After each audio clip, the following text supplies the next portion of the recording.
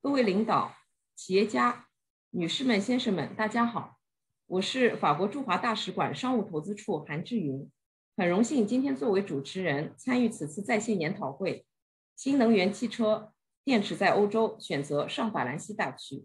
那本次会议的主讲为法语，伴有普通话同声传译。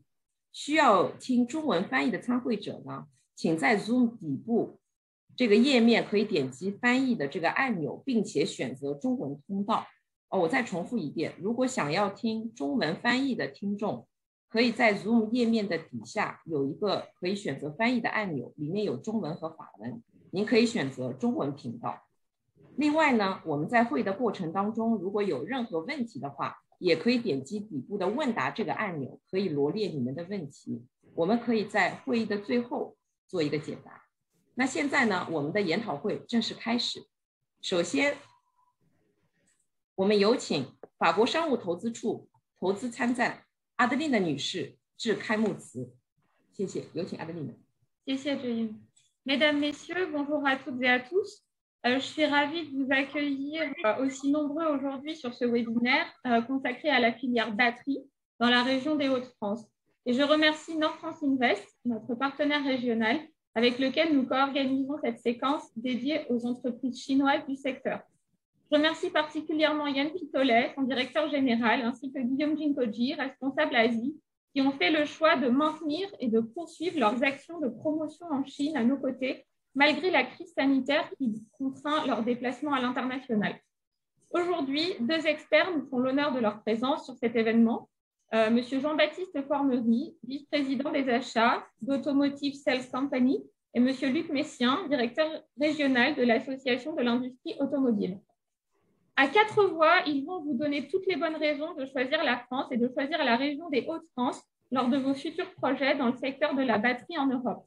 Mais avant d'entrer dans le vif du sujet, permettez-moi de vous présenter très brièvement le bilan 2020 des investissements internationaux en France, qui montre que la France a su faire preuve de résilience dans ce contexte inédit. Les entreprises chinoises ont confiance en la France. Pour la deuxième année consécutive, la Chine se hisse à la première place des investisseurs asiatiques en France, avec 53 projets concrétisés en 2020 qui ont généré près de 1700 emplois, soit un quart de plus qu'en 2019. Avant de donner la parole à Yann, je vous invite à visionner une très courte vidéo et je vous remercie de votre mobilisation aujourd'hui. Merci beaucoup, Adeline.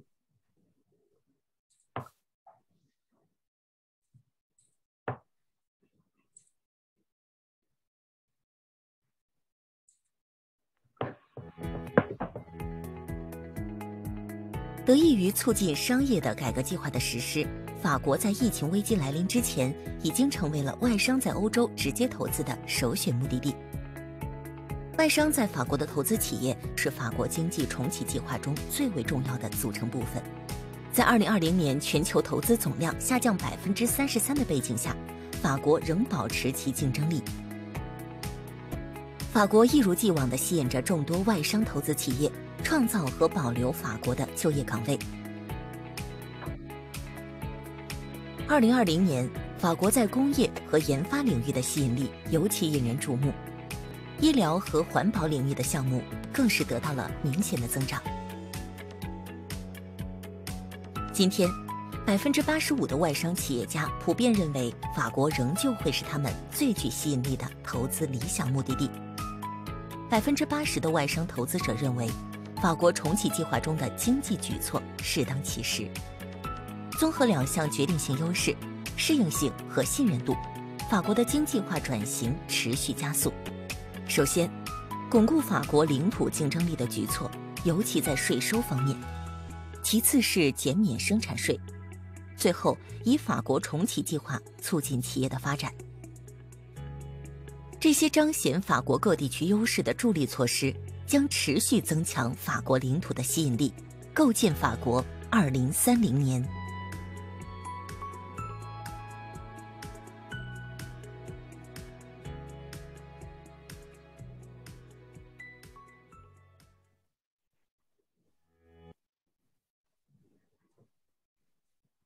接下来，我们热烈欢迎法兰西大区投资促进局局长严必多雷先生介绍上法兰西大区的概况。严，je vous laisse la parole。谢谢。女士们、先生们，大家好。Je vais continuer en français si vous voulez bien. Je suis Yann Pitolet, le directeur général de Nord France Invest. Donc, Nord France Invest, c'est l'agence de la région Hauts-de-France qui aide les entreprises étrangères dans leurs projets de développement. En tant que région française, nous travaillons évidemment de manière très étroite avec l'agence nationale Business France, que je remercie de l'organisation de ce séminaire. Et nous avons bien sûr d'excellentes relations avec la Chine. Nous accueillons un certain nombre d'entreprises chinoises déjà, on vous l'expliquera tout à l'heure, et nous espérons en accueillir beaucoup d'autres, parce que les entreprises chinoises sont vraiment bienvenues dans la région Hauts-de-France. Alors, pour parler du sujet qui nous intéresse aujourd'hui, selon toutes les prévisions, la production de batteries pour véhicules électriques en Europe représentera environ 500 gigawattheures en 2030 et peut-être le double en 2040. On parle de 900 gigawattheures environ en équivalent de production. Bloomberg vient d'annoncer que d'ici quelques années, le coût de revient d'un véhicule électrique sera inférieur à celui d'un véhicule à moteur thermique. Donc, on voit bien que l'industrie est en train de changer fondamentalement et cela crée un énorme potentiel pour les entreprises du monde entier que de regarder le marché européen. Et la France est particulièrement bien placée dans ce marché. Elle est particulièrement bien placée pour avoir toute sa part. Bien placée parce qu'elle est centrale en Europe, mais aussi parce que nous produisons une énergie à un coût compétitif et décarboné grâce à l'énergie nucléaire notamment, mais aussi au développement des énergies renouvelables. Ce qui n'est pas le cas dans certains de nos pays concurrents, je pense notamment à l'Allemagne et encore plus à la Pologne qui s'appuie énormément sur le charbon. En France, la région Hauts-de-France est la première région française sur l'automobile. Notre position au centre du premier bassin de production automobile en Europe, que Luc Messiaen vous détaillera tout à l'heure, et la disponibilité de main-d'œuvre nous permet d'être extrêmement attractifs. À cela s'ajoute le fait que nous avons des terrains disponibles, nous avons de la puissance,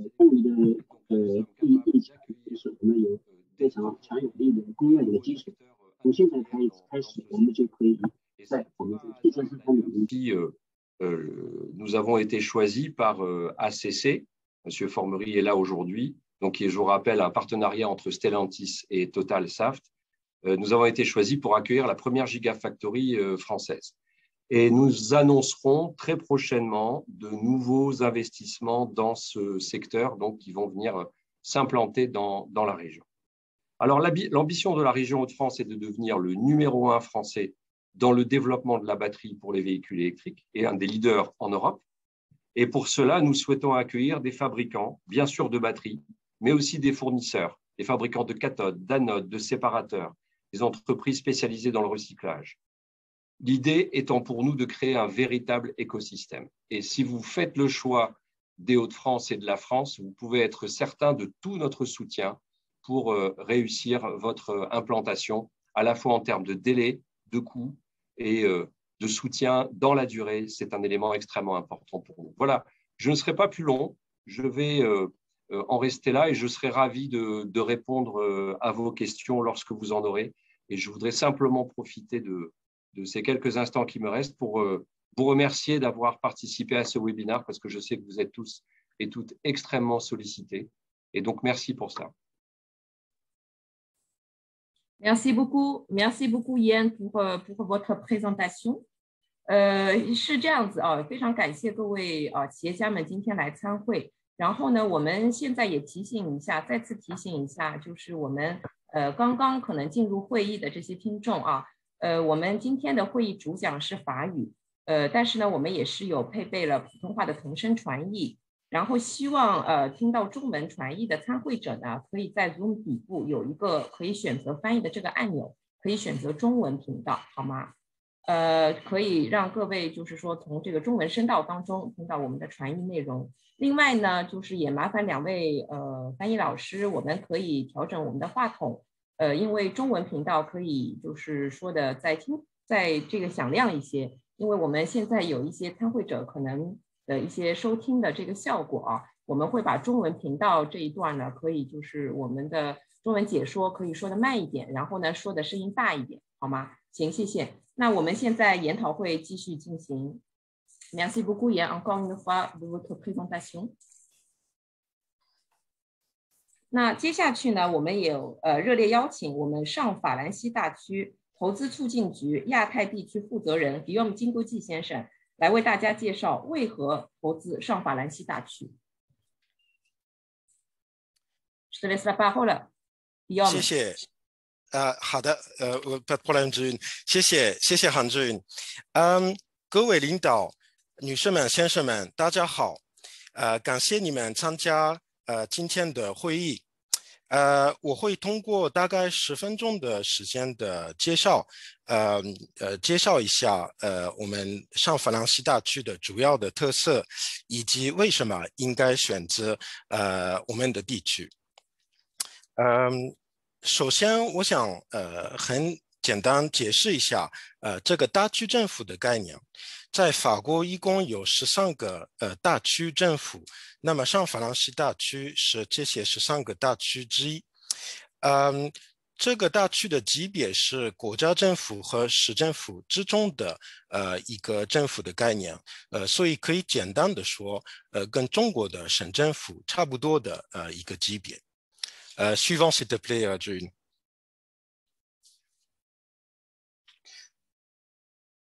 June, suivant s'il te plaît. Merci. 那么上法兰西大区是在哪呢？在这个地图，这个地图是欧洲夜里的时候拍的一个照片。那么您可以看到，欧洲东边和西南边之中。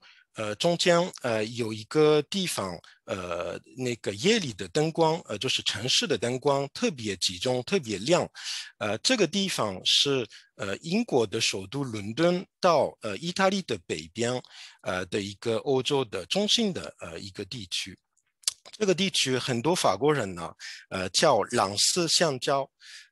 这个地方里面有除了伦敦和意大利以外，也有法国巴黎、荷兰、比利时、德国的南部、瑞士，这个欧洲最领先的那个经济的国家，所以这个地方是欧洲有最集中的人口和 GDP 的地方。那么上法兰西大区是这个朗斯相较的比较中间的地理位置上。Suivant s'il te plaît.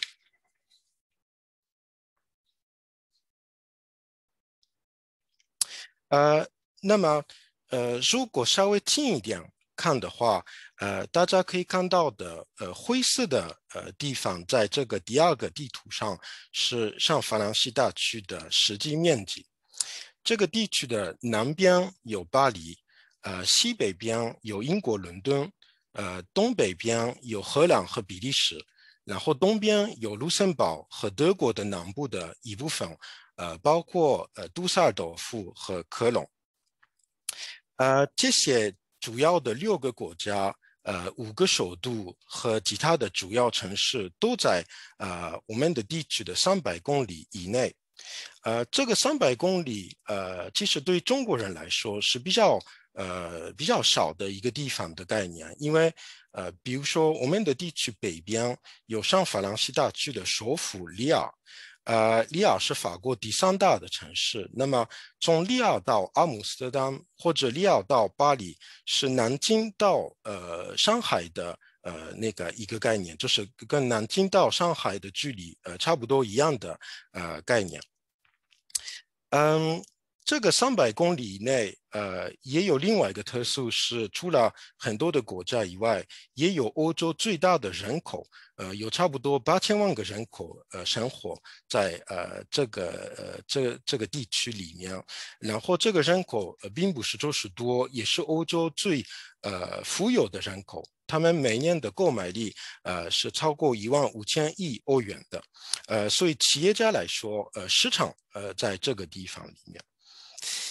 最后，这个地方也是欧洲交通最集中的地方。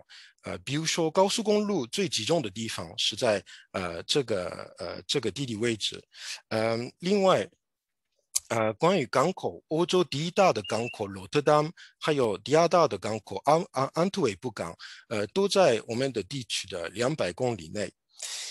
最后，大家可以看到的红色的时间的数字是我们的地区的首府里尔到各个周边的城市的坐高铁的时间。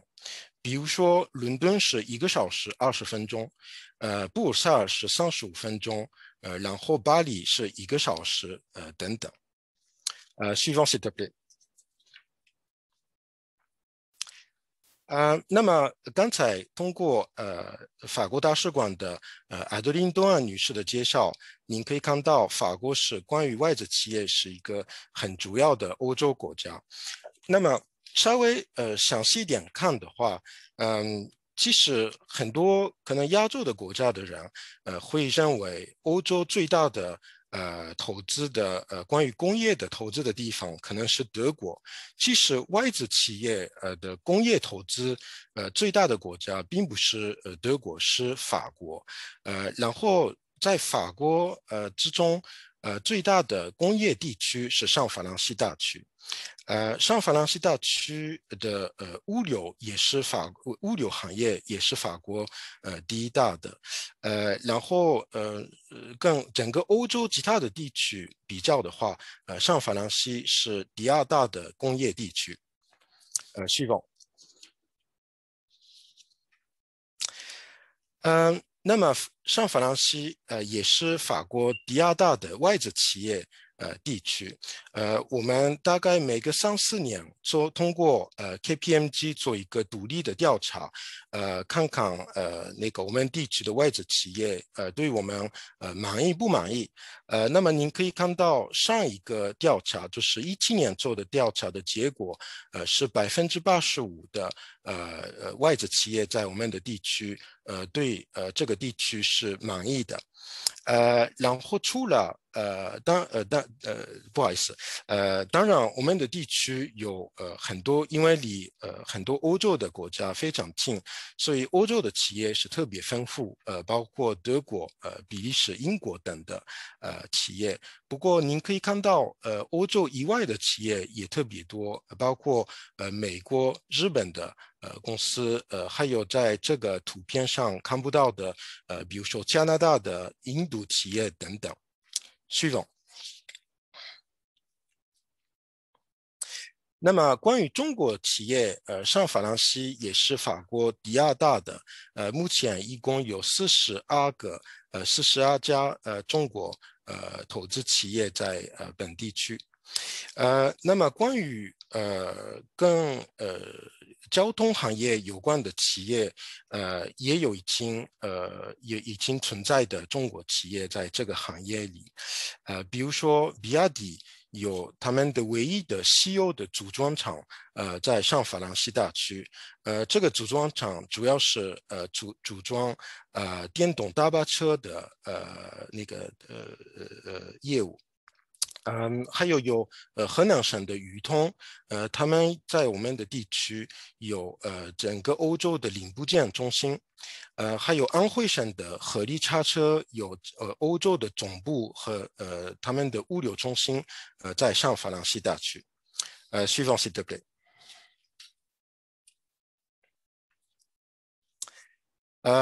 好，那从这里我会那个最后介绍我们的地区的最后的2个优势。对企业来说，市场交通是非常重要，但是成本也是非常关键的一个数字。那么通过安永的调查，我们每个4年做一个跟我们的地区跟周边的其他的地区关于费用比较的一个调查。最后的最新的调查是去年做的，所以这个数字是非常新的数字。那么您可以看到，总体来说，我们的地区不光是有总部办事处的项目或者生产物流的项目，跟其他的地区不光是什么项目，跟其他的地区比较的话，有费用来说有吸引力。然后如果稍微具体一点介绍的话，我们的地区的比如说人工费，跟旁边的荷兰、比利时、德国比较的话，包括税、包括福利，有大概10%到20%的区别，就是20%到10%到20%低，跟周边的地区比较。suivant s'il te plaît。然后关于招聘方面，上法兰西大区是法国第2大的教育中心，然后也是法国人口最年轻的一个地方，也是法国第2大的人口，第3大的密集度，所以招聘普通的工作人员，或者学历高的工作人员，不是一个问题的。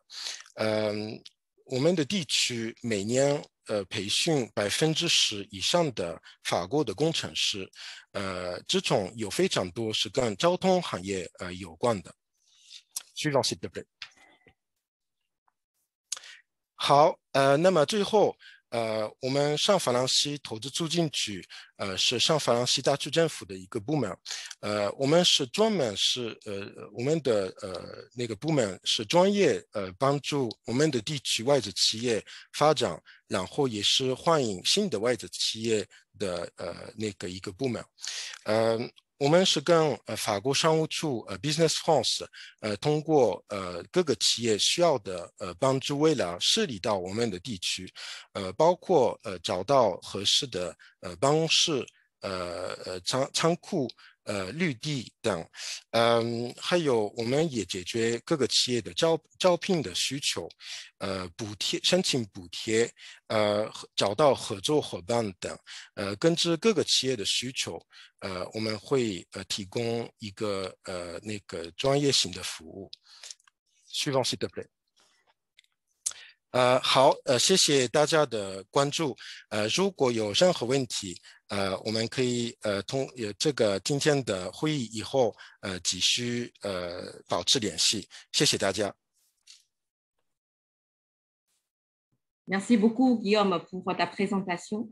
接下来我们热烈欢迎上法兰西大区汽车工业协会会长 Luc Messiaen 先生介绍汽车产业生态以及欧洲电池产业。Je vous laisse la parole, Monsieur Messiaen. Merci. Bonjour à tous pour votre présence. Je suis vraiment ravi de pouvoir participer à ce séminaire également, comme d'autres. Je vais vous présenter l'activité de l'industrie automobile dans ses grandes lignes dans la région Hauts-de-France. Suivant, s'il vous plaît. Alors très rapidement, je ne suis pas très original. Je travaille dans le secteur de l'automobile depuis 37 ans et depuis 10 ans, je me consacre à l'intérêt général de la filière pour l'industrie de l'automobile en France. Suivant. Ça, c'est beaucoup plus intéressant. Ça va dans la lignée de ce que Guillaume a pu vous présenter juste à l'instant. Voilà, c'est-à-dire qu'on est une région très intéressante en termes de production automobile, parce que ça fait ça depuis un siècle, parce que les premières usines ont été installées au début du siècle dernier. Et aujourd'hui, on est encore très intéressant et très implanté. Vous voyez On a la chance d'avoir 4 sites terminaux de construction automobile. Il y a Stellantis, ensuite il y a Renault, il y a 2 usines de Renault et une usine de Toyota. Mais on a aussi énormément d'équipementiers qu'on verra tout à l'heure. Au total, il y a 7 sites de constructeurs qui sont implantés dans les Hauts-de-France.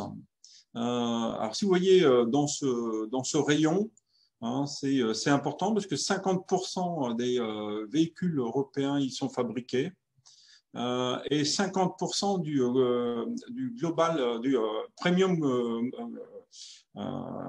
mondial. Et là, à proximité des Hauts-de-France, vous avez tous les grands constructeurs, et ça, c'est aussi important à rappeler. Suivant.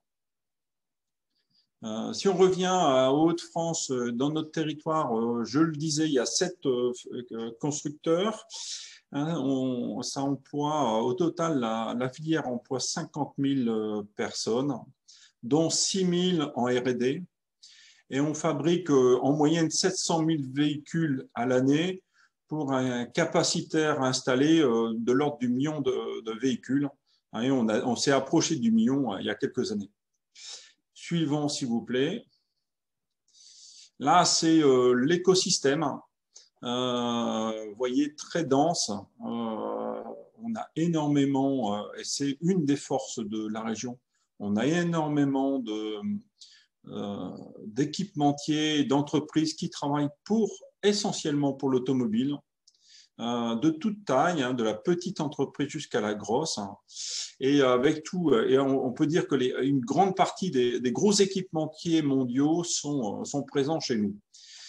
C'est important parce qu'avec Nord France Invest, on y travaille de manière très très serrée, de veiller à ce que il n'y ait pas de briques manquantes sur notre territoire, parce qu'on est conscient que la pérennité de notre filière dépend de la robustesse de la supply chain. Et fort de ça, au quotidien, on travaille avec les équipes de la région et de Nord France Invest pour veiller à ce que on ait toutes les compétences et toutes les entreprises intéressées sur notre territoire. Et c'est bien dans ce cadre-là qu'on intervient ce matin, et on est ravis d'intervenir pour vous justement vous rappeler ça. Et dans les nouvelles technologies et dans les évolutions du véhicule, on est conscient qu'il y a de nouveaux métiers qui vont être présents, qui devront être présents, et ces nouveaux métiers, on anticipe pour pouvoir les accueillir, et on serait ravis forcément de vous retrouver sur notre territoire. C'est 550 entreprises qui travaillent pour l'automobile sur le territoire. Suivant, s'il vous plaît. Alors, qu'est-ce qu'on y fabrique?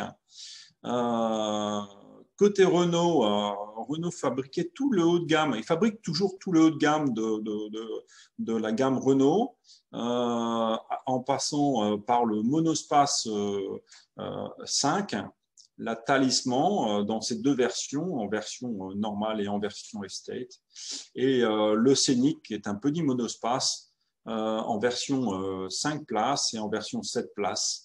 Voilà, tout ça aujourd'hui est encore en véhicule thermique. On apparaît en dessous les 2 véhicules qui vont être fabriqués à Renault Douai. C'est la Mégane e-Vision et la Super 5, la Renault 5, excusez-moi. Et tous les 2 sont en véhicule électrique, sont proposés qu'en véhicule électrique et à 100% électrique. Ça fait que l'usine se transforme pour fabriquer du 100% électrique dans les mois qui viennent. Ensuite, on a Toyota qui fabrique la Yaris 4 depuis 20 ans et qui lance cette année un petit crossover sur la base de la Yaris, qui sont tous les 2 proposés en version hybride. Il faut savoir que depuis très longtemps, Toyota Valenciennes fabrique plus de véhicules hybrides que de véhicules thermiques.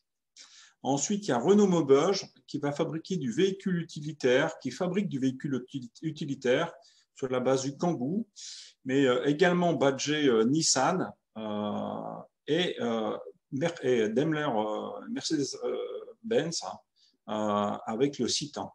Alors, tous ces véhicules sont proposés en version électrique et en version thermique. Et il faut savoir que le Kangoo, hein, ça fait 10 ans qu'il est proposé en véhicule électrique. C'était un des premiers de la gamme Renault à être proposé en véhicule électrique.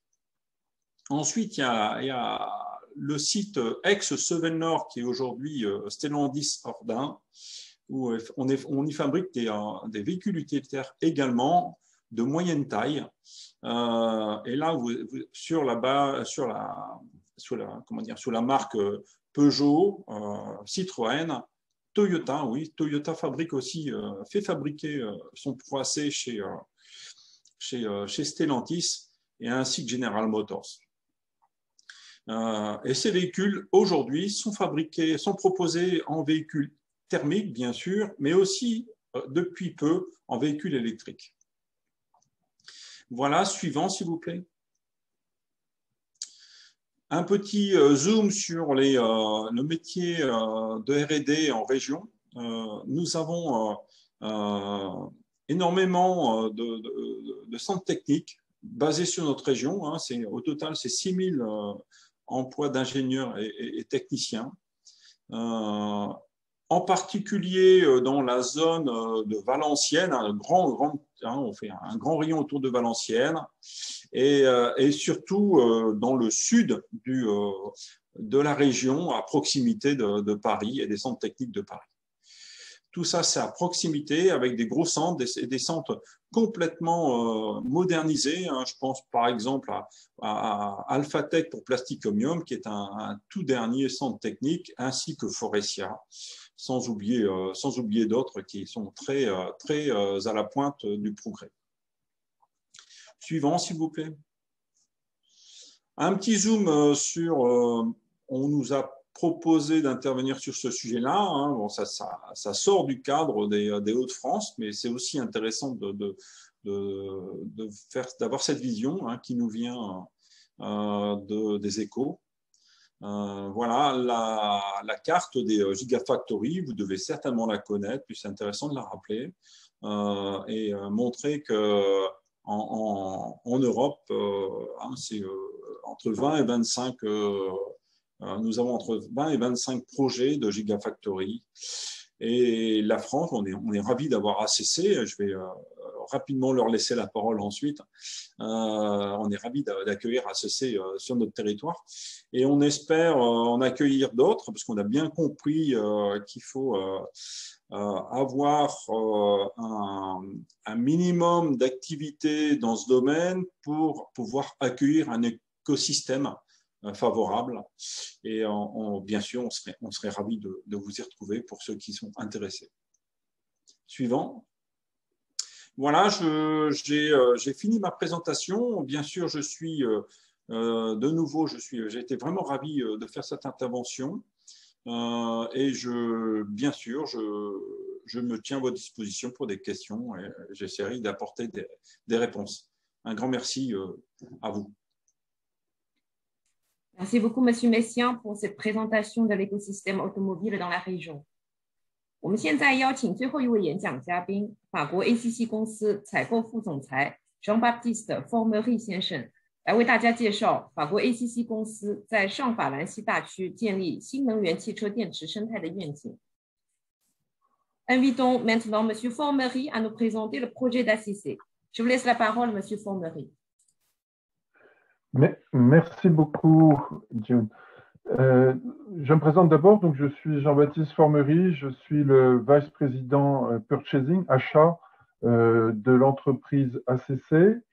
Je veux dire bonjour à tout le monde. Je suis très heureux de présenter ma nouvelle entreprise ACC et son ambition.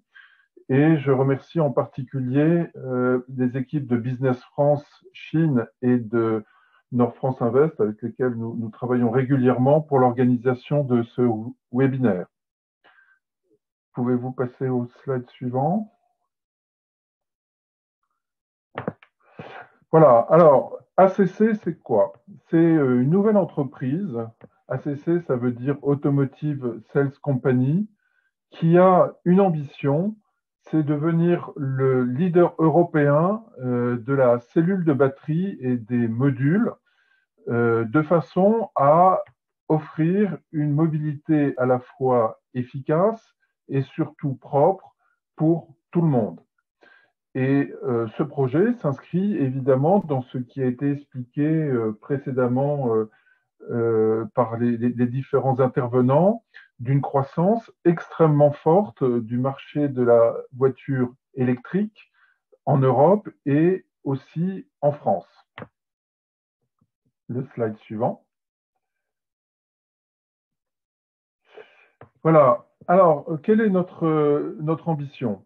Elle est d'abord d'avoir une entreprise qui est au top de la high-tech et de l'innovation.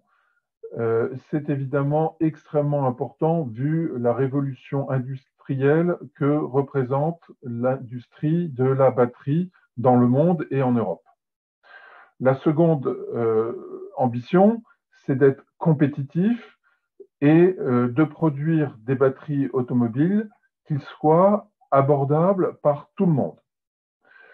Le troisième point, c'est d'être complètement respectueux de l'environnement, des obligations sociales dans une usine et une production totalement propre et verte.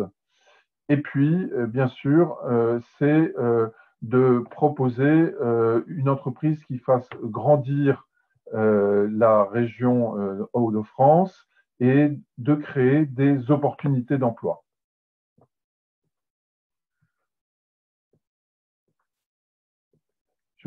Le slide suivant, s'il vous plaît. Voilà. Alors, comme cela a été dit, nous avons plusieurs entreprises qui ont participé à ce projet et deux grands intervenants qui sont l'entreprise Total, qui est un groupe qui est très connu mondialement comme acteur dans toutes les différentes énergies, du pétrole, du gaz et désormais des électricités à faible niveau de carbone. Total agit dans notre joint venture et ACC à travers sa filiale Saft, qui est une entreprise qui est tout à fait spécialisée dans les solutions de batterie pour l'industrie, en couvrant toutes les étapes de l'innovation, de la recherche et développement, du développement à proprement parler, de la production et des services. Elle s'adresse en particulier à des industries comme l'aérospatiale. Voilà, donc Saft a une participation de 50% dans l'entreprise ACC. L'autre gros actionnaire d'ACC, c'est le groupe Stellantis, à travers son ex-filiale PSA. Vous savez que Stellantis est la fusion de deux entreprises de taille déjà très importantes, qui sont le groupe PSA avec ses marques Peugeot, Citroën, DS et Opel, et d'autre part de l'ancien groupe italo-américain FCA, Fiat Chrysler Automotive, qui fait que l'ensemble des deux représente maintenant un constructeur de taille mondiale et comptant dans les 5 premières places mondiales. Et c'est évidemment extrêmement important d'avoir ce partenaire dans notre capitale, étant donné les besoins extrêmement importants que cette entreprise va avoir en besoin d'électrifier ses véhicules. Alors ce projet, c'est important aussi, est soutenu par la Commission européenne et a fait partie d'une décision extrêmement importante de soutenir cette nouvelle initiative, je vais dire même révolution industrielle, en décembre 2019. Passons au suivant. Tout d'abord, pour présenter ACC, je veux préciser les points suivants. L'ensemble des cellules pour véhicules électriques que nous allons fabriquer sont à 100% dessinés et conçus en Europe et vont y être produits aussi. Et notre objectif est d'intégrer 70% des sous-composants en production locale en Europe, ce qui va créer, vous l'imaginez, de très grosses opportunités pour vous, en particulier, entreprises chinoises. Dans notre projet, nous avons déjà 4 étapes. La première, c'est de terminer la mise en place de notre site de recherche et développement qui se trouve à Bordeaux, dans le sud-ouest de la France. C'est en train de se terminer en ce moment. Le deuxième projet est la mise en place d'une ligne pilote à côté de Bordeaux qui va être capable de traiter l'ensemble des propositions que nous allons faire en termes produits et process de façon à savoir appliquer ce savoir-faire immédiatement dans nos usines de production, nos gigafactories. Et nous avons 2 projets, l'un dans les Hauts-de-France, sur lequel je reviendrai, et un autre en Allemagne. Le capacitaire de chacune de ces gigafactories est de 24 gigawattheures.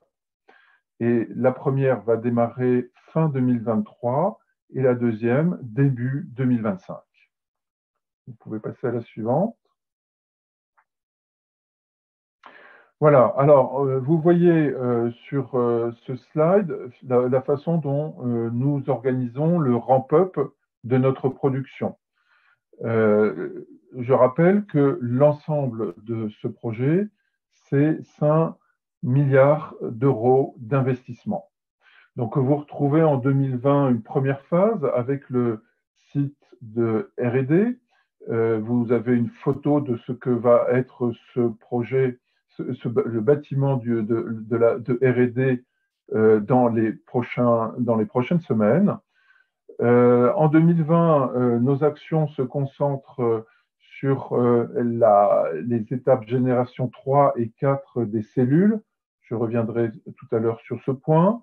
Sur la mise en place du R&D Center dans sa totalité, dans le fait que nous démarrons la construction de l'usine pilote à côté de Bordeaux.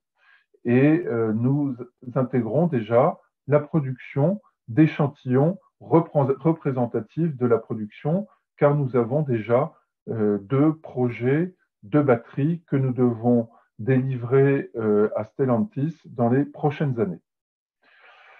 En 2022, une deuxième phase où nous continuons évidemment à travailler à fond sur la recherche et développement pour les générations 3 et 4, où nous démarrons la construction de la Gigafactory du nord de la France, où nous commençons à mettre en place le centre de R&D qui sera en Allemagne, et nous concrétisons de plus en plus nos échantillons pour faire des échantillons qui soient tout à fait représentatifs de la production série que nous démarrons en 2023. Nous arrivons donc à l'étape 3, donc autour de l'année 2024, où nos efforts de R&D se concentrent sur la génération 4, où nous démarrons industriellement la première Gigafactory dans le nord de la France, et nous commençons la construction de la deuxième Gigafactory. Et puis une phase 4 où nous attaquons une phase évoluée de la génération 4 de cellules, la génération 4+, qui est du solid state, et nous attaquons le ramp-up de la Gigafactory numéro 2 en Allemagne. Et ainsi de suite pour le plan qui se déroule déjà jusqu'à 2030, en attendant évidemment de nouvelles opportunités qui viendront sans aucun doute avec la croissance prévue encore plus forte du marché de la batterie en Europe. On peut passer au suivant.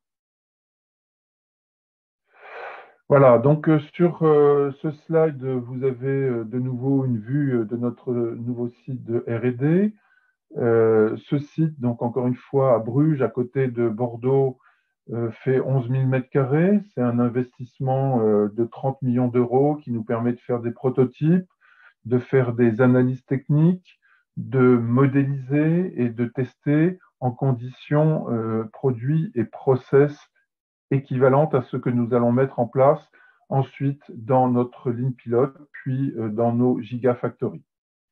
Et nous allons clairement, et c'est très important parce que nous y réunissons au même endroit les forces de recherche, les forces d'innovation, les forces de développement, tant sur l'aspect produit, la cellule, que sur les aspects industrialisation, les moyens pour produire les cellules. Je vous propose de passer au suivant. Là, vous avez une vue de notre usine pilote de Nersac, à côté de Bordeaux, un site de 45 000 m², 100 millions d'euros d'investissement et qui va pouvoir tester, produire avec les équipements équivalents à ceux que nous trouverons dans les gigafactories l'ensemble des cellules. Et c'est là où nous allons mettre totalement au point nos moyens industriels dans la totalité du process de construction des cellules avec la réalisation de l'électrode positive, la cathode, la réalisation de l'électrode négative, l'anode, l'assemblage et le traitement électrique ensuite. On peut passer au suivant.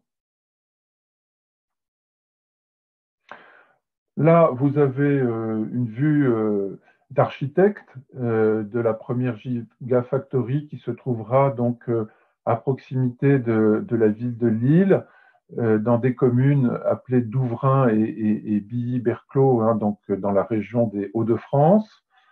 Le premier bloc de production va démarrer en production fin 2023. Le second bloc fin mi-2025, le troisième en 2028 et le quatrième dans la foulée. Je propose de tourner. Voilà. Donc finalement, encore une fois, nous insistons sur le fait que nous voulons être complètement en ligne avec les impératifs nouveaux d'écologie, de respect de tout l'environnement social. Et pour cela, eh bien, nous travaillons activement à avoir une chaîne de valeur qui commence depuis les matières premières, les métaux dont nous avons besoin pour la fabrication de nos cellules, jusqu'à la fabrication des cellules, en passant par les différentes étapes de la chaîne de valeur, qui sont le raffinage, qui sont les opérations de chimie, de réalisation du précurseur, et puis ensuite de formation des matériaux à proprement parler, en faisant en sorte d'avoir le niveau d'émission de CO2 le plus faible possible. Et comme cela a été cité par M. Pitolet, la France a un très gros avantage puisque l'énergie qui est produite en France est essentiellement de l'énergie électrique décarbonée. Le deuxième point où nous voulons être parfaitement en ligne est le fait d'avoir une chaîne d'approvisionnement tout à fait éthique et tout à fait pérenne.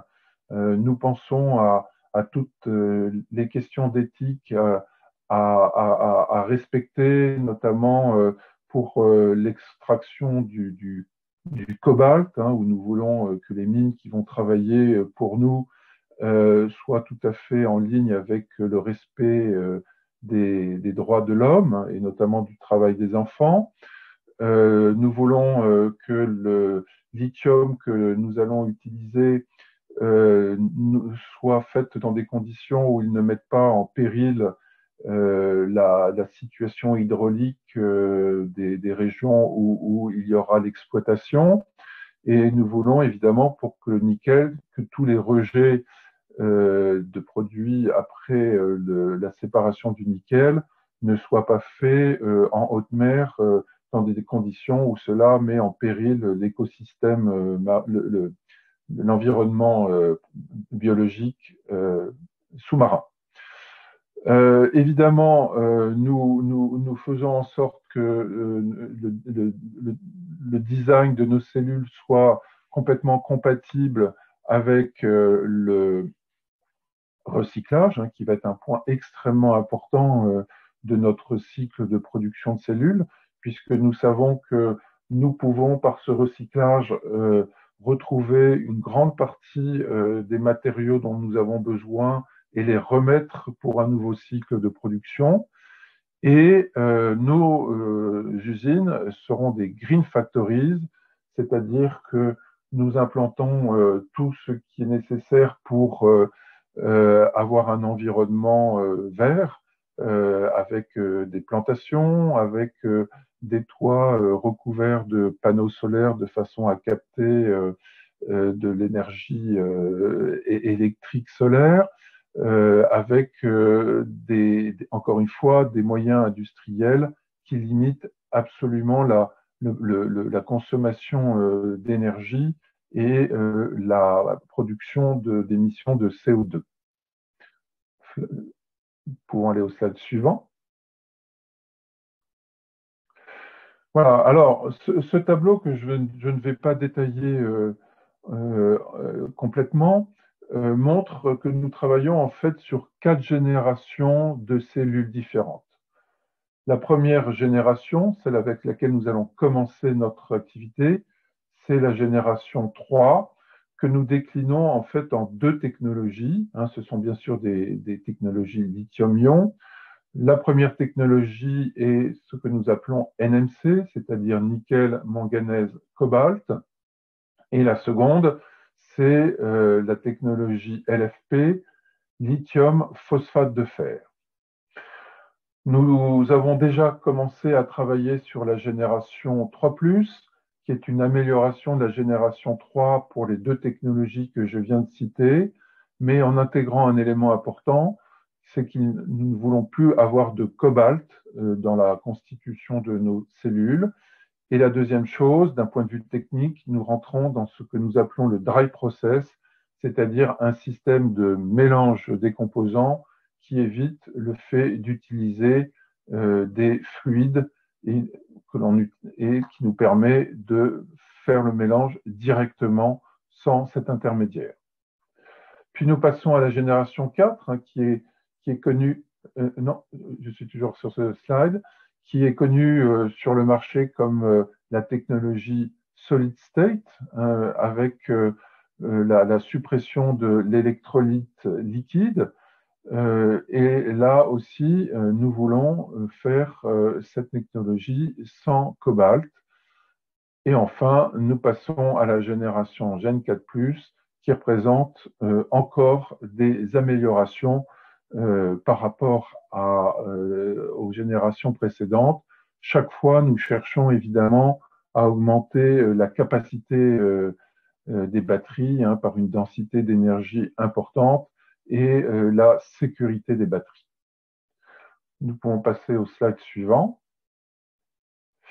Voilà, et donc finalement, mon message aujourd'hui, c'est de vous dire que l'entreprise ACC a besoin de fournisseurs en Europe, a besoin de fournisseurs en France et a besoin de fournisseurs dans les Hauts-de-France. Alors, quels sont les produits dont nous avons besoin? D'abord, nous avons besoin de tous les matériaux constituant la cellule. Le matériau actif de cathode, le matériau actif d'anode ou graphite, l'électrolyte, le séparateur, les feuillards de cuivre et d'aluminium. Nous avons besoin des composants qui sont associés à ces matériaux, le godet, le couvercle, le busbar pour les liaisons électriques. Ça, c'est pour la partie produit, mais nous avons aussi besoin de fournisseurs d'équipements pour mettre en place toutes nos process de production, d'abord à Bruges, ensuite dans notre ligne pilote, et puis évidemment dans nos gigafactories pour les différentes étapes, hein, le mixing, le coating, le calendaring, le cell assembly, et puis le management électrique, et comme cela a aussi été dit précédemment, pour le recyclage, mais cela dans un horizon un peu plus loin. Et nous voulons en particulier que ces implantations industrielles se fassent dans la région Hauts-de-France. Pourquoi? Parce que nous voulons créer un écosystème industriel complet pour la cellule de batterie de véhicules électriques. Pourquoi cela? D'abord pour avoir une chaîne d'approvisionnement plus sûre. Il est plus facile de travailler à proximité entre fournisseurs et clients, tant sur les aspects volume que sur les aspects qualité, que sur la coopération technique. Et évidemment, nous voulons réduire fortement les coûts et notamment tous les coûts de transport internationaux. Et en conclusion, mon message est que vous avez, avec le projet ACC, et le fait qu'il s'inscrit complètement dans la mise en place de cette révolution industrielle en Europe de la batterie électrique pour véhicules électriques, et pas seulement d'ailleurs les véhicules électriques. Cela vous donne une énorme opportunité d'investir en France et dans les Hauts-de-France à un moment où nous voyons avec de plus en plus de certitude que le marché du véhicule électrique va être multiplié par plus que 10 fois dans les 10 prochaines années. Voilà pour ma présentation. Un grand merci. Le plus nous aurons de vous comme fournisseurs dans notre projet et son ambition, le plus nous serons heureux de travailler évidemment avec vous et je vous remercie pour votre attention. Merci beaucoup pour votre présentation, Monsieur Formery。接下来一个环节其实是这样子，因为刚刚有一些与会者反映，一方面呢是因为晚一些时间入会，另外一方面呢是因为可能翻译的问题，所以呢我们现在想再次邀请法国上法兰西大区投资促进局局长严皮多雷先生，他可以重新向我们介绍一下我们现在法国上法兰西大区的一些基本情况。这样子的话呢，让一些迟到的与会者呢，也可以大概能够了解到一些法国上法兰西大区的一些相关的一些政策，以及他们当地的一些投资环境。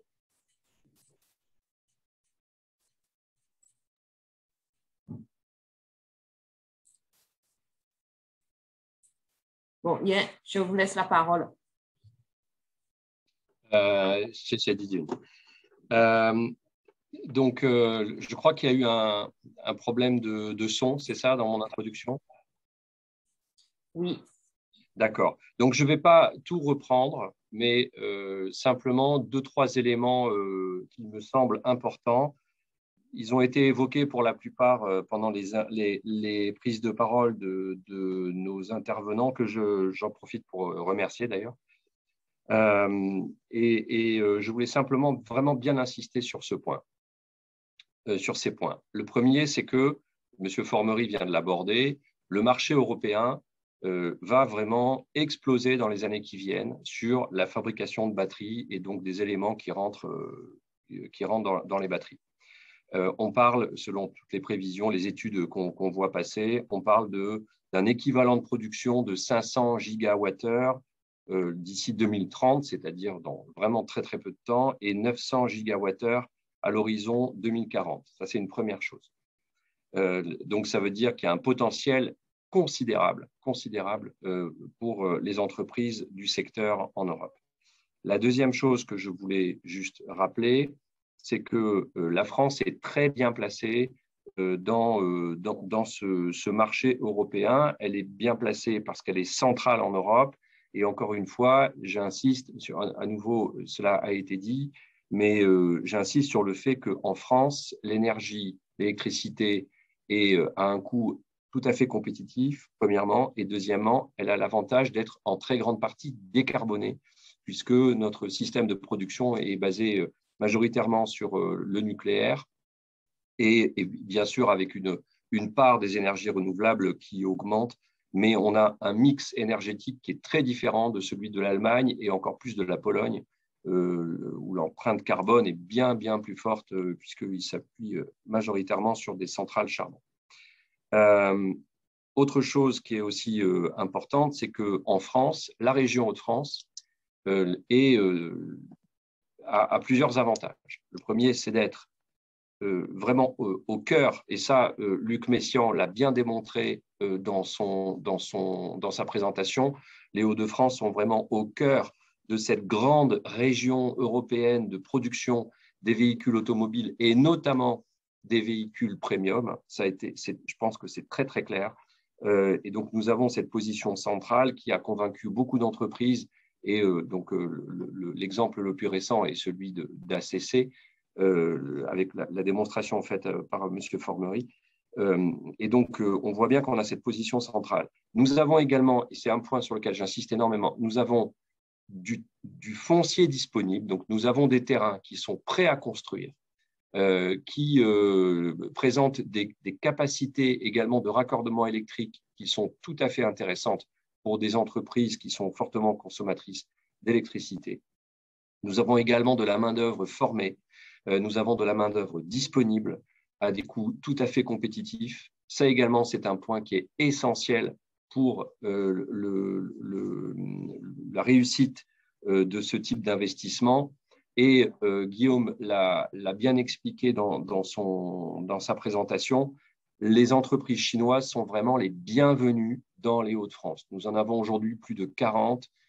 Certaines sont vraiment des grands groupes chinois qui sont voilà, des groupes mondiaux. Et nous sommes vraiment tout à fait désireux d'accueillir encore plus d'entreprises chinoises, puisqu'il y a une excellente relation entre la Chine et la région Hauts-de-France. Donc voilà les points principaux que je souhaitais aborder.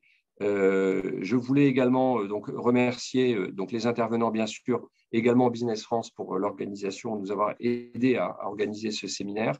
Donc nous avons les Hauts-de-France vocation à être, nous sommes déjà la première région automobile française et nous avons la vocation à être la première région sur le véhicule électrique et sur la production de batteries. Et donc nous serons très heureux de répondre à vos questions. C'est fini.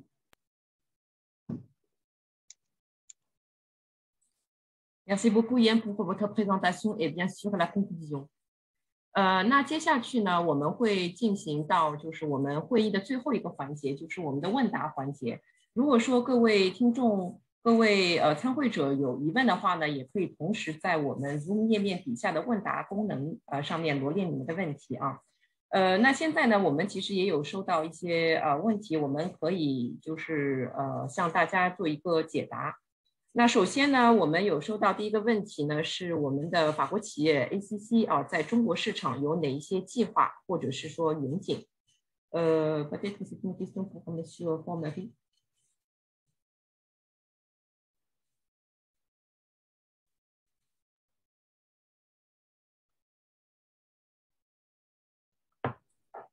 Monsieur Formery, il y a une question pour vous. Oui. Quels sont les projets ou visions sur le marché chinois? Alors, c'est une bonne question. Comme je l'ai dit dans ma présentation, pour l'instant, nous nous concentrons sur le marché européen, puisque c'est là où se trouve le plus gros effort industriel à faire. Et peut-être que dans l'avenir, nous regarderons d'autres régions du monde. Mais pour l'instant, comme je l'ai dit dans mon introduction, nous nous concentrons sur l'Europe. Merci beaucoup, Monsieur Formery。la deuxième question， 第二个问题啊，是新能源汽车对售后维修市场的冲击以及挑战。Ça c'est peut-être une question pour Monsieur Messiaen. Quel est l'impact et l'enjeu des nouveaux véhicules électriques sur le marché de la maintenance après-vente? Monsieur Messiaen. Oui, sur la maintenance des véhicules, hein, c'est bien ça dont on parle dans la prévente. Oui. Forcément, tout est en train de s'organiser en région. Il y a un organisme qui s'appelle le CNPA, qui est la Confédération nationale des professions de l'automobile, qui sont plus dans la partie aval de la filière et qui ont déjà investi dans des centres de formation pour pouvoir former les maintenanciers aux véhicules électriques. C'est bien enclenché depuis maintenant, on va dire, 3-4 ans. Très bien, merci beaucoup, Monsieur Messiaen. La troisième question peut-être pour vous deux, soit Monsieur Messiaen, soit Monsieur Formery. 欧盟各国对汽车进口企业在电池回收方面的法规要求以及电池产业政策。Quelles sont les réglementations de l'Union européenne pour les importateurs automobiles en matière de recyclage de batteries? Quelles sont les mesures dans l'industrie de batteries? Je laisserai plutôt Monsieur Formery répondre à cette question. Sinon, je prendrai la suite. Mais je vais répondre de façon, je vais y répondre de façon très courte, car je ne suis pas un spécialiste de ce sujet des réglementations. Je sais qu'il y a énormément de choses qui sont aujourd'hui en cours d'élaboration par la Commission européenne, mais je ne saurais pas donner plus de détails provenant de ma part. Je ne sais pas si, Monsieur Messiaen, vous savez en dire plus.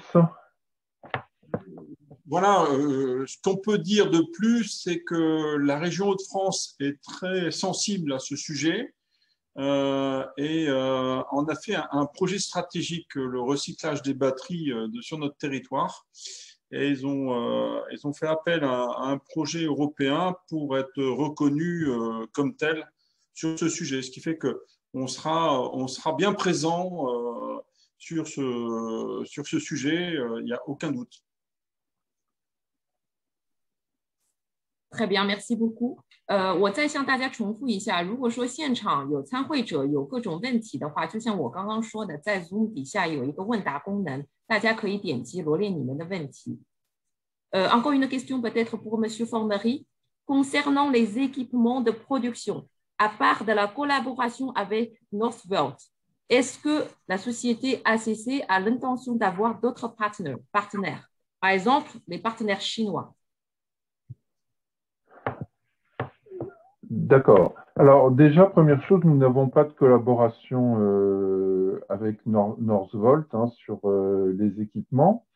En revanche, nous sommes tout à fait ouverts à avoir des partenaires industriels chinois pour les équipements et c'est déjà le cas. Hein. Nous avons déjà pour notre centre de R&D de Bruges, pour notre usine pilote de Nersac, nous avons fait des contrats avec plusieurs entreprises chinoises dans le domaine de l'équipement industriel et nous sommes tout à fait ouverts à développer ce type de business ensemble.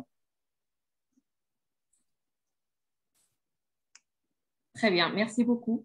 Nous avons encore une question en fait sur le benchmarking. 我们现在还有一个问题啊，是我们想要了解法国与东欧、北欧各个国家的一些差异以及优势。那这边的话，我们这边 Business France 可以做一个简单的回答。总体来讲呢，法国它的这个地理位置还是非常的优越，因为它是处在西欧的中心。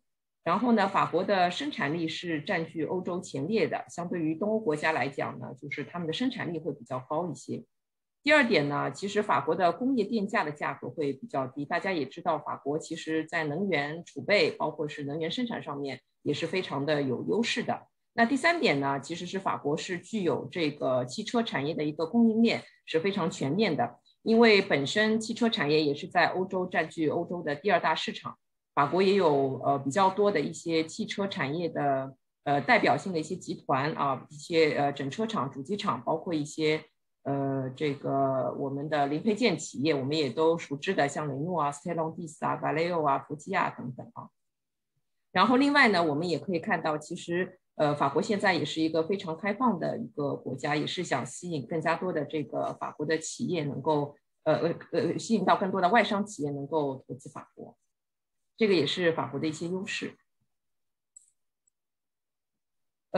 我们现在还有一个问题啊，其实这边我们也刚刚看到，其实刚刚有一位参会者也提到了，从这个新能源的这个领域，从电费以及生产要素和成本对比啊，法国还是一个比较理想的投资地。然后呢，也想了解一下政府的支持啊。然后法国这边呢是这样子，我刚刚一方面是宣布了本身的一些基建，包括它的一些地理环境优势以及产业的优势。那我们现在整个的这个汽车和这个电池产业呢是这样子，我们可以给大家做一个简单的一个介绍。现在法国我们的统计数量是有132个汽车产业的这个外商企业已经选择了投资法国。然后呢，法国的这个愿景呢，也是在法国前几年的时候，法国政府已经有一个明确的表示，我们希望能够在2025年之前，法国有100万辆新能源的这个汽车，其中包括这个纯电动汽车以及混合动力电车啊。然后呢，也是会增加10万个公共的充电桩。现在的这个法国的新能源充电桩，现在2019年的数据统计是18万个。所以在2022年之前呢，法国政府是希望能够增加10万个公共的充电桩。另外呢，政府也是会有拨一定的款项用于一些新能源的一些电池也好，或者是产业也好，一些物联网汽车的产业的落地啊等等。我们有一个最新的数据啊，2020年所有的新能源汽车，包括纯电动以及混合动力汽车在法国的上牌数是165630个这个数字，所以在整个欧洲来讲也是比较有一个代表性的，所以我们觉得法国在整个的政府的推动上也是非常的有一定的这个鼓励性的作用。然后呢，在去年2020年的时候呢，政府在这个疫情期间还专门宣布了这个汽车产业的扶持政策，其中呢也包括拨款大概是80亿欧元，在整个的对企业的扶持、贷款以及这个投资上面，其实主要是聚焦在3大产业啊。一个是我们可以看到去年对于这个新能源汽车这一块有很大的一些扶持，政府已经拨款差不多13亿欧元的这个量，在个人或者是机构购买这个汽车上，政府是会有给到一定的补贴。第二呢是会拨款15亿欧元，在未来的汽车包括这个新能源这一块电池的这个生产和创新的扶持。会多方面的提升整个的这个生产线的数字化以及智能化，支持能源化的转型以及创新。另外第3点呢，其实政府也是会拨款，会整个的提高企业的这个竞争力，以及提供人才的这个培养它的创新能力，尤其是加强年轻人的这个培养。所以就是法国政府这块不单单是政府就是我们刚刚这个法国的这个萨法兰西地区的这个介绍。地区性的这个补助，还有一些国家层面上面的一些补助，法国政府这一块是非常的希望能够推出这些政策，吸引到更加多的外商企业能够选择投资法国。我们这边还会有一些其他的问题。Peut-être une autre question d'abord pour Monsieur Formery。ACC 在2028年之后是否还会考虑继续扩大产能？Pour le groupe ACC après l'année 2028, est-ce que vous avez d'autres projets d'extension pour agrandir votre capacité de production? Alors, je ne peux pas y répondre formellement aujourd'hui, mais il est clair que si le marché du véhicule électrique augmente encore plus vite que ce que nous voyons maintenant. Et il y a beaucoup d'articles dans les presses, beaucoup de communications de constructeurs automobiles qui laissent à penser que le marché sera encore plus élevé que ce que l'on peut dire. Et évidemment, à cesser, nous devrons prendre en considération ces opportunités. Merci beaucoup. Encore une petite question pour vous. Est-ce que il s'agit de votre premier Gigafactory en France? Est-ce que vous avez pensé à collaborer avec des fournisseurs chinois? Alors oui, bien sûr. Comme je l'ai dit dans mon slide de conclusion, nous sommes tout à fait ouverts à collaborer avec des fournisseurs chinois pour les composants et les matériaux qui entrent dans la production de nos cellules. Et comme je l'ai dit en répondant aussi à une question, pour tous les moyens d'équipement. Nous sommes très, très ouverts à tous les contacts parce que nous savons que pour tous ces composants, pour tous ces matériaux et pour tous ces moyens de production, l'industrie chinoise apporte des solutions tout à fait intéressantes et innovantes.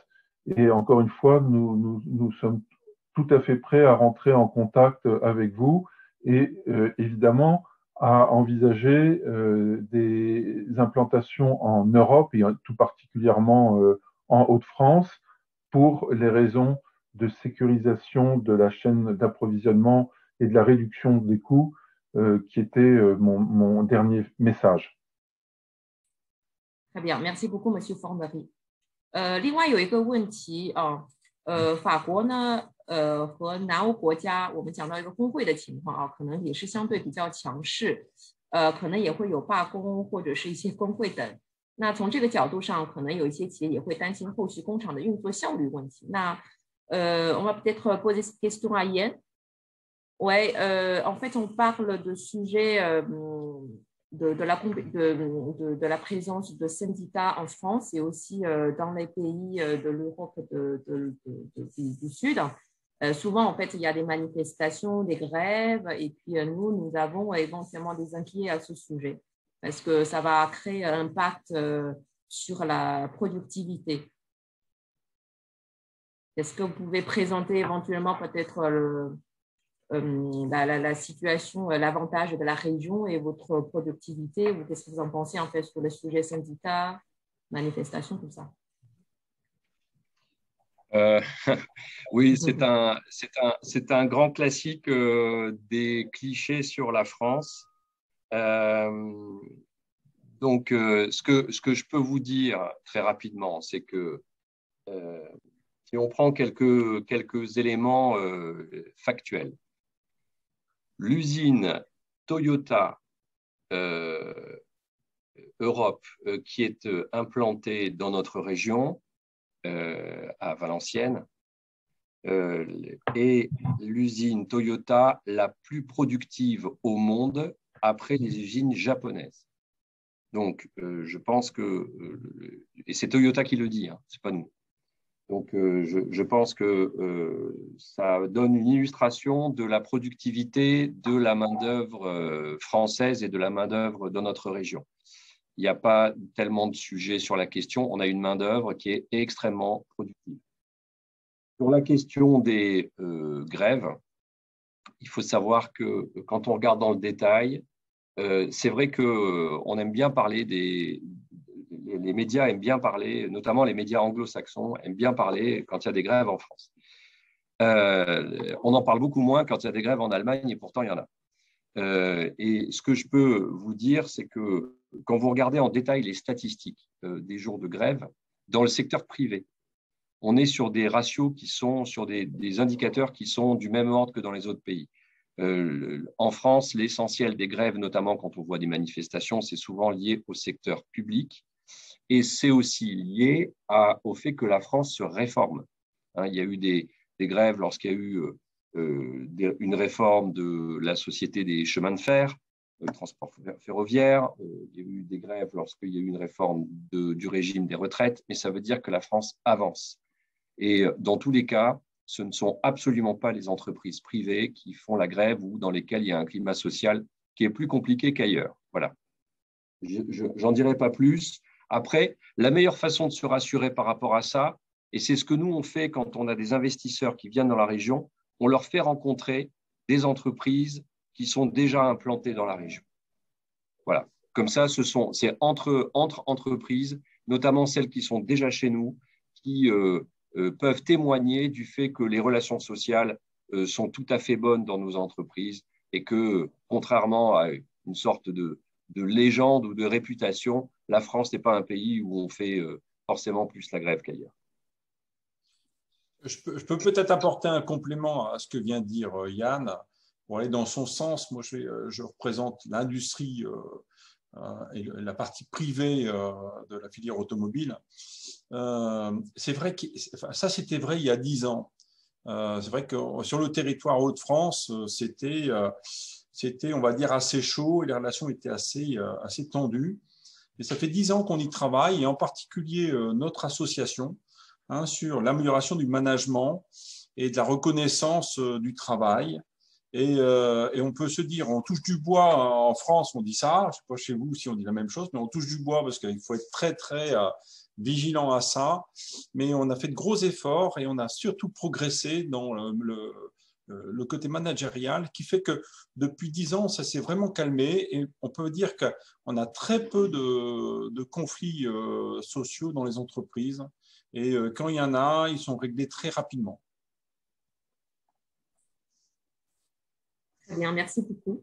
Nous avons encore quelques questions. 活动的主办方是谁 Normalement, en fait, c'est Business France. Bien sûr, en fait, nous avons également notre partenaire Hauts-de-France qui a participé en fait à l'invitation, qui a fait venir les intervenants. 那我们这边主要还是法国商务投资处啊，我们主要是主办方，我们的这个合作伙伴，我们法国的上法兰西大区投资局呢，也是我们很好的合作伙伴。然后他们也今天邀请了2位专家啊，来参加我们这个活动，并且在这个电池产业、新能源汽车和新能源电池产业上也做了非常详细的这个沟通。接下去有一位参会者他有提问，请问是否有初步的计划？您这边是不是可以明确这个是指 ACC 的计划，还是说是其他的项目的计划？是不是可以给我们重新再罗列一下您的问题啊？另外一个问题啊，如果中国或者美国非欧盟地区的投资者在法国投资新能源行业，例如电动摩托车的生产，法国政府是否会有一些政策支持，例如企业的税收方面？第二个问题，此外，法国政府明年是否会正式补贴法国公民购买电动自行车？那对于电动摩托车这个方面，政府的态度是什么样子的？Peut-être cette question, on pourra inviter Yann pour nous répondre d'abord au niveau régional. Après, moi, je pourrai compléter au niveau national. Donc, pour les investisseurs chinois, américains, non européens, surtout les investisseurs non européens, ils souhaitent investir en France dans le secteur de moteurs électriques. Est-ce que la France dispose des mesures au niveau national ou régional pour soutenir ce type de projet d'investissement, par exemple dans la fiscalité ou autres éléments? Deuxième question, est-ce qu'il y a des aides, des subventions proposées par le gouvernement français l'année prochaine pour que les citoyens français puissent acheter les vélos électriques? Si oui, est-ce qu'il y a également des aides pour l'achat de moteurs électriques? Peut-être Yann, je vous laisse la parole pour répondre au niveau régional d'abord. Alors, sur la deuxième question, je vous laisserai répondre.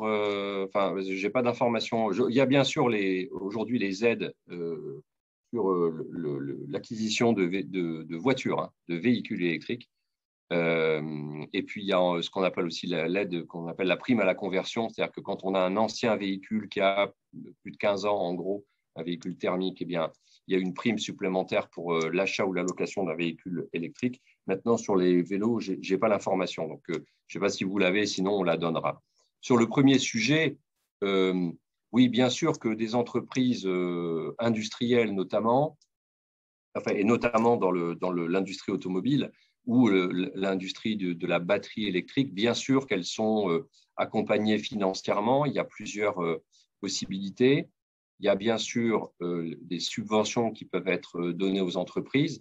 Alors, je précise tout de suite que la possibilité de donner des subventions est encadrée par la réglementation européenne. Voilà, c'est l'Union européenne qui fixe le maximum de subventions que l'on peut accorder à une entreprise pour son investissement. Donc, je ne vais pas rentrer dans les détails parce que c'est assez technique, mais en tout cas, dans les Hauts-de-France, nous essayons toujours de nous rapprocher du maximum de ce que l'Europe nous autorise pour ce type d'investissement. Et c'est évidemment un package que l'on décide avec le gouvernement français, puisqu'il y a le niveau régional et le niveau national, et c'est tout ça qui est encadré par la réglementation européenne. Donc, il y a des subventions. La deuxième chose, c'est qu'il y a des exonérations fiscales, effectivement, qui peuvent être accordées sur les taxes locales. Et la troisième chose, c'est que nous avons également des outils de co-investissement qui permettent à des entreprises d'avoir une participation sur du haut de bilan, c'est en equity. En equity, donc si elles le souhaitent, elles peuvent avoir l'intervention de fonds d'investissement qui peuvent partager le risque avec elles sur des investissements notamment qui sont liés à la transition énergétique. Et c'est le cas notamment lorsqu'on fabrique des batteries ou des véhicules électriques ou des éléments qui rentrent dans la fabrication de batteries ou de véhicules électriques. Voilà, donc 3 choses: exonération fiscale, subvention et possibilité de prise de participation au capital. J'ajouterai également que dans les Hauts-de-France, nous avons mis en place un dispositif qui est unique en France, qui s'appelle le contrat d'implantation. Le contrat d'implantation, c'est un engagement qui est pris entre l'État, la région et l'entreprise pour garantir les délais, parce que ça aussi, c'est un point qui est extrêmement important, c'est que quand un investisseur décide d'un investissement, notamment industriel, il a besoin d'être garanti sur les délais. Vous êtes tous au courant de ce qui est en train de se passer en ce moment pour Tesla à Berlin, l'investissement qu'ils font. Ils avaient prévu, les autorités allemandes leur avaient dit, ils n'avaient pas écrit, mais ils avaient dit que l'usine pourrait être opérationnelle là dans 2 mois. Et résultat, ils vont avoir au moins 6 mois de retard. Et Elon Musk était hier à Berlin, pas content du tout, après l'administration allemande, parce que les promesses n'ont pas été tenues. Et ça, c'est quelque chose qui n'arrivera pas chez nous, puisque quand on vous donne un délai, on le tient et on vous l'écrit. Voilà ce que je pouvais vous dire. Merci beaucoup Yan pour toutes ces explications。然后从法国的这个国家层面啊，其实这样子，法国的一些政策其实不单单是偏向于电动车、电动摩托车啊，针对这位参会者的这个问题，法国现在整个就是说，在一个减税的过程当中，因为您这边提到的一些政策支持，尤其是税收这一块，您是比较关注的。法国其实从2017年开始，它的这个企业的所得税就是在减税的过程当中，从原先的这个33.33%。一直到今年2021年是到26.5%，到明年2022年，针对于所有的企业，它的这个所得税是25%啊，其实是每年递减的这个过程。然后其他的一些税收方面，其实刚刚严这边也做了一定的介绍。法国的其实这个除了减税这一块呢，它是会有通过其他不同的层面，比如说在创新这个层面，如果说您未来企业家在法国那边，无论是投入生产也好，或者是后续，比如说你们会想在当地做一个创新中心，或者是说研发一些创新的项目，法国是有一个叫一个叫研发费抵税的这个政策，它其实一个 tax refund 的，也就是说我们的一个研发费用的30%可以抵扣当地的这个税收。那这个研发呢，其实当中也有包括很多比如说像一些这个设备的折旧啊、购买啊、标准化的支出啊，还有就是员工的一部分工资啊，包括一些一些专利啊等等啊，其实是以3年为一个周期啊，我们是作为一个这个时间段，我们会准备一个这个研发的这个项目的一个计划。然后呢，是按照我们研发费用的这个30%可以抵扣当地的税收。这个政策也是全欧洲来讲，法国的这个研发费税政策是最具有吸引力的啊。那其他的一些这种税收补助政策呢，是根据您的这个项目的规模，比如说您投资额的多少，包括您在当地的这个就业的数量等等，我们的这个各个的地区都会根据您的项目来定制化一些可能相关的政府的扶持等等。刚刚其实严这边也做了一个简单的介绍。第二个问题呢，就是关于这个补贴啊，因为的确去年因为疫情的关系呢，我们了解到法国政府对于公民购买这个自行车的确是有一定的补贴，可能这个不是特别的多，但是针对于这个有意向购买的话，还是有一定的补贴。但是至于这个电动摩托车这一块的话，我们暂时没有具体的数字。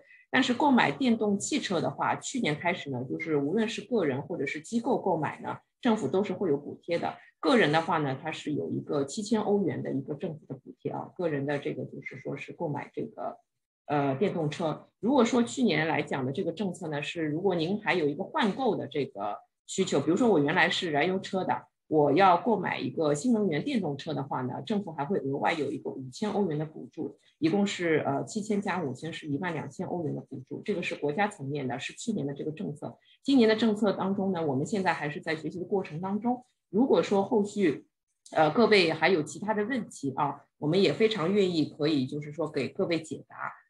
因为我们现在的这个内容呢，我们也在等最后的一个政府的宣告啊。那我们想这样，就是说今天也非常感谢大家来参会啊，也提了非常有趣的问题，以及希望能够今天所有的就是我们的演讲嘉宾能够给到各位一些比较实用的干货吧，尤其是在这个新能源电动汽车以及新能源电池这个产业上，希望能够给大家能够更全面的了解法国，尤其是法国的上法兰西大区他们当地的一些这个投资环境、经商环境的一些优势以及产业的优势。那会后如果说各位参会者还有其他的问题的话呢，可以跟我这边联系，我是在上海办公室，是作为这个活动的一个主办方，然后呢主要也是一个联系人。我们内部会根据您这边的需求，您企业的一个投资的项目的一个规划，我们会安排我们内部不同的工作人员会和您这个保持联系。然后呢，如果说各位对于上法兰西大区的这个政策有不明白的地方，或者是说你们各位大家听了我们今天的这个介绍之后，对上法兰西大区想要了解更加多详细的信息，也可以跟我们这边保持个沟通。我们可以安排后续跟我们的燕还有我们的 Guillaume Jingoji， 他是专门负责我们所有的这个中国事务、亚太事务地区的这个同事啊，我们可以后续再做一个深入的一个沟通和了解。我们也可以安排后续的一个比较深入的一个会议，好吧？那今天的会议就到此结束啊，也再次感谢各位与会人员啊，各位参会者今天的那个拨冗时间来参与我们的会议。然后另外呢，也可以关注我们的微信公众号，因为我们后续呢可能也会有安排一些线上或者线下的一些其他产业类的，或者是说介绍法国吸引力的一些会议，也欢迎大家后续也能够持续关注，然后呢报名参会。再次感谢大家，谢谢。那我们保持联系，下次再见。再见，谢谢，再见，再见。